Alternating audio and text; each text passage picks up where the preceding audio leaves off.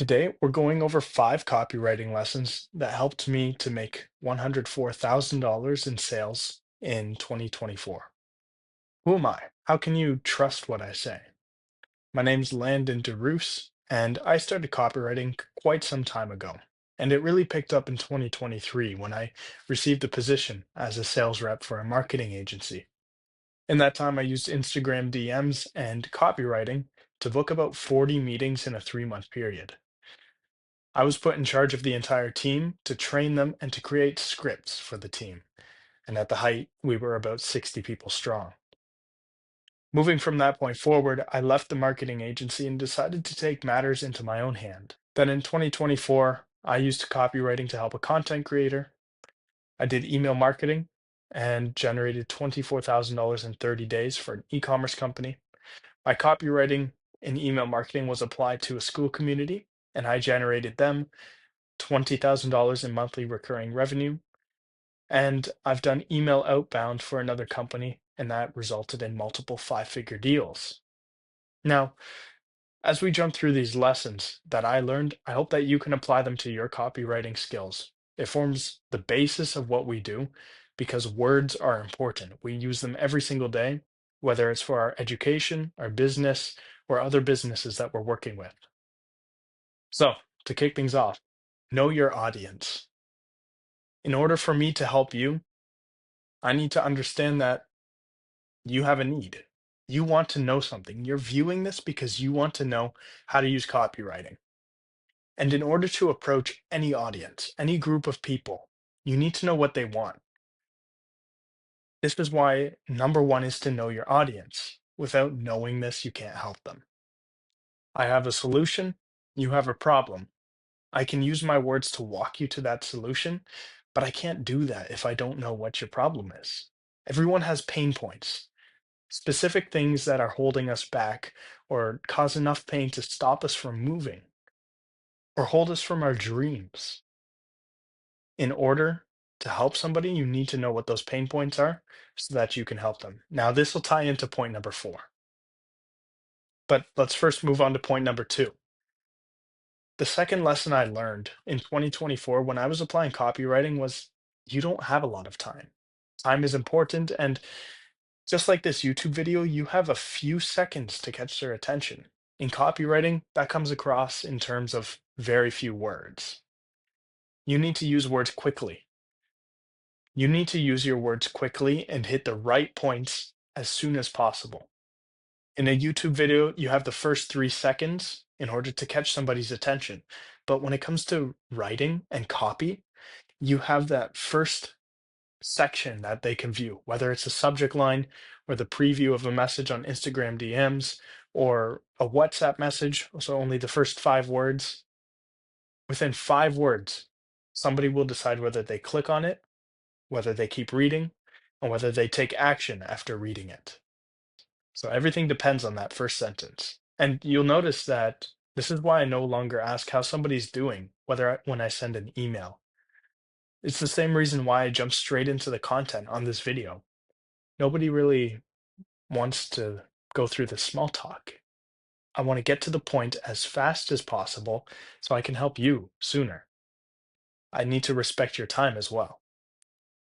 And frankly, everybody wants to just get to the point. Being relevant, concise, and direct, these 3 features are going to get you conversion, sales, meetings.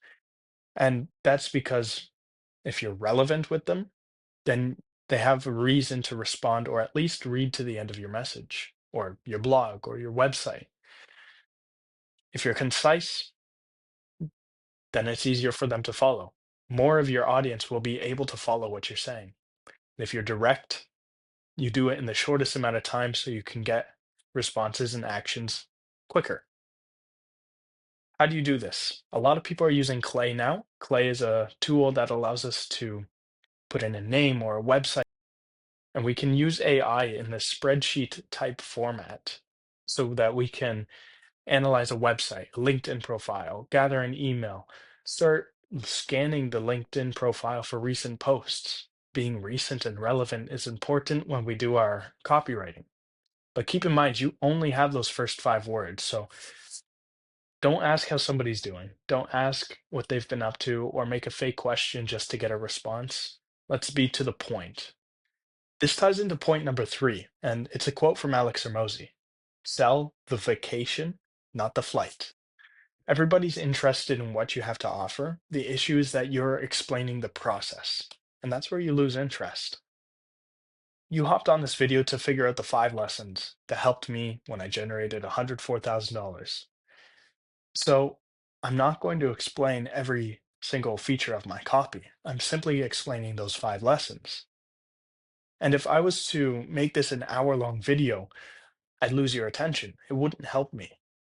Just as in your emails or your Instagram DMs or your website copy, you shouldn't be explaining step by step what you do. You should be explaining your proof. You should be showing your proof, results you've gathered, and how they can take action. And your copy should be good enough in those few sections to book the meeting. Everybody wants to know how to get to the goal, but the process is what makes it hard. So let's run this through with an example. You need marketing for your company. That's the pain you have. I offer marketing. When I email you, I'm not going to say, "Hey, John, how are you? I run email marketing. I can tell that you need it. And this is how I do it." And then I send a big paragraph breaking down my exact process. I won't get a response. But if I email and say, "Hey, John, I noticed you're looking for somebody in marketing. Um, I just wanted to let you know that I run marketing. I've done it for these 3 companies and generated these results. If you just want to see how that looks, send me a message. We'll book a call sometime. We'll just chat between the two of us."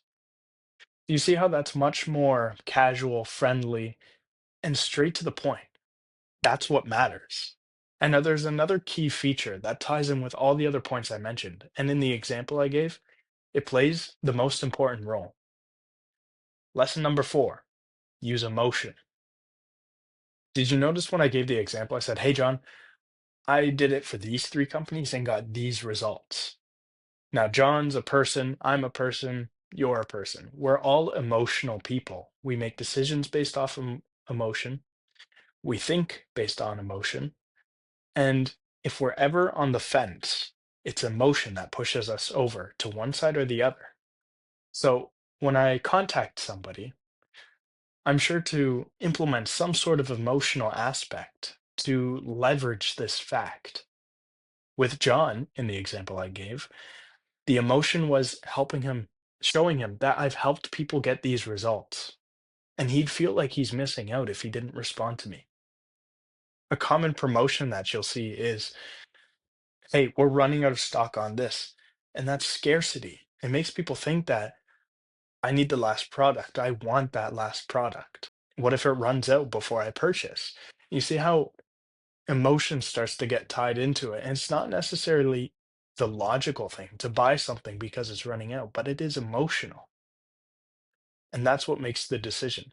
So, in any way possible, when discussing when somebody needs their pain points and what they're looking for, tie in emotion. Emotion will get you places.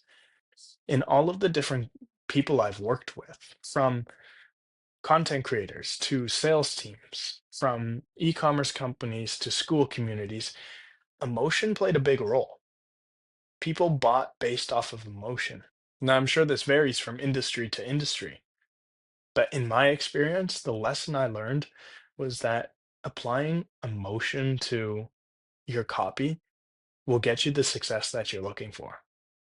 Lesson number 5, one of the most important ones, is that we need to test. We need to test one option over the other. And when it comes to our copy, that might be testing a subject line compared to another one with such a slight change, such as I'm running a webinar versus the webinar starting soon. Which one would work better? Create a spreadsheet with the different tests you're running, the results they get. And your whole goal is to get incremental improvement because I've learned that in copywriting, you're just looking for that little increase. You're looking for something, a change in one word that'll increase the conversions, the open rates. the engagements. Whatever metric you're measuring, you should track it and you should try different things. Another sub point under point number five, under the lesson that I learned was don't reinvent the wheel. Everybody wants to try something new and to reinvent the wheel and say, hey, maybe this new subject line, nobody's used it yet. Maybe it'll work. It it's true. It could work. But why not just stick with what's working? If you generated great results from a subject line, for example, just stick with it and create little changes that might get that incremental improvement. If I have a 60% open rate, but I can try something new and maybe get 70, I'm just going to keep that 60% and run more numbers through it and try to get that to 65. In the future, if I want to try something new, sure, go ahead, but make sure this one keeps running.